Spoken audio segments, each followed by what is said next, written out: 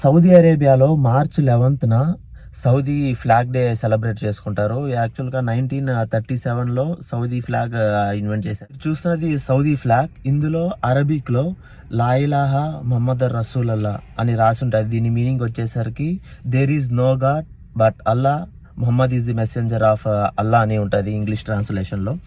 అలాగే మనకు green colour వచ్చేసరికి ఇస్లామిక్ హెరిటేజ్, ఫేత్ ఇది రిప్రజెంట్ చేస్తే, వైట్ కలర్ వచ్చేసరికి పీస్ని రిప్రజెంట్ చేస్తుంది. దాని తర్వాత కింద మీరు చూస్తున్నట్టయితే స్వాడ్ ఉంటుంది, అంటే కత్తి.